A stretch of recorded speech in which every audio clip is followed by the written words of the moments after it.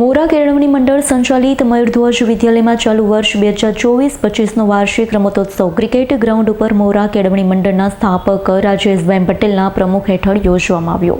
કાર્યક્રમમાં મોરા કેળવણી મંડળના ટ્રસ્ટી મહેમાનો ઉપસ્થિત રહ્યા હતા। ઉપસ્થિત મહેમાનોનું શાબ્દિક સ્વાગત શાળાના સુપરવાઇઝર જીતેન્દ્રભાઈ પટેલે કર્યું હતું। પુષ્પોથી સ્વાગત માધ્યમિક વિભાગના આચાર્ય સુભાષભાઈ પટેલ અને પ્રાથમિક વિભાગના આચાર્ય મનીષાબેન પટેલ।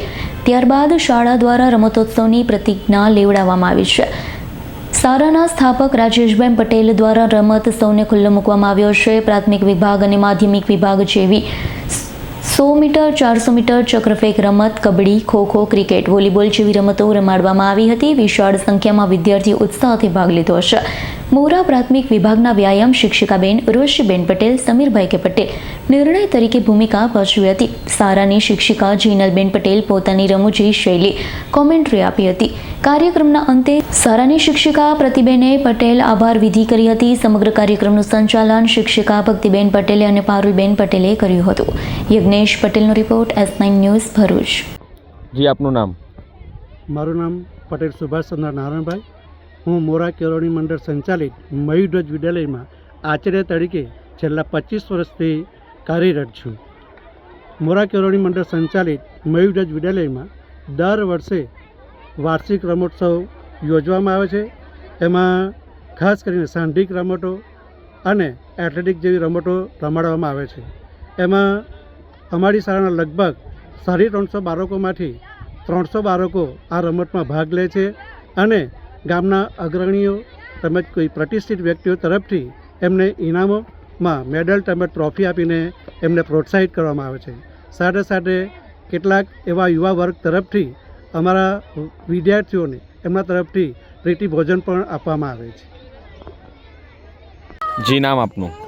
મારું નામ પટેલ મનીષા જીતેન્દ્રભાઈ પટેલ છે। હું મયુરધ્વજ વિદ્યાલય મોરામાં પ્રાથમિક વિભાગમાં છેલ્લા 10 વર્ષથી આચાર્ય તરીકે છું। અમારી શાળામાં દર વર્ષે રમતોત્સવનું આયોજન કરવામાં આવે છે।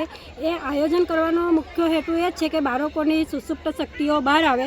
અમારી શાળાના કુલ 350 વિદ્યાર્થીઓ છે, તેમાંથી કુલ 250 વિદ્યાર્થીઓએ ભાગ લીધો છે। એ ઉપરાંત ગામના અગ્રણીઓ તથા યુવાનો તરફથી અમારી શાળાના વિદ્યાર્થીઓને ઇનામો આપવામાં આવે છે। તે ઉપરાંત બધા વિદ્યાર્થીઓને ભોજન પણ કરાવવામાં આવે છે।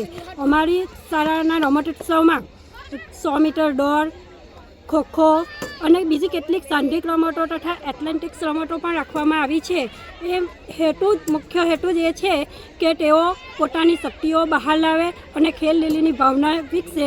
એ હેતુથી આ રમતોત્સવનું આયોજન કરવામાં આવ્યું છે। છેલ્લા કેટલા વર્ષોથી આ રમતોત્સવનું આયોજન થાય છે? છેલ્લા 10 વર્ષથી અમારી સ્કૂલમાં આ રમતોત્સવનું આયોજન કરવામાં આવે છે। યજ્ઞેશ પટેલનો રિપોર્ટ, S9 ન્યૂઝ, હજીરા। અમારી તમામ માહિતીથી અપડેટ રહેવા માટે જોડાયેલા રહો S9 ન્યૂઝ સાથે।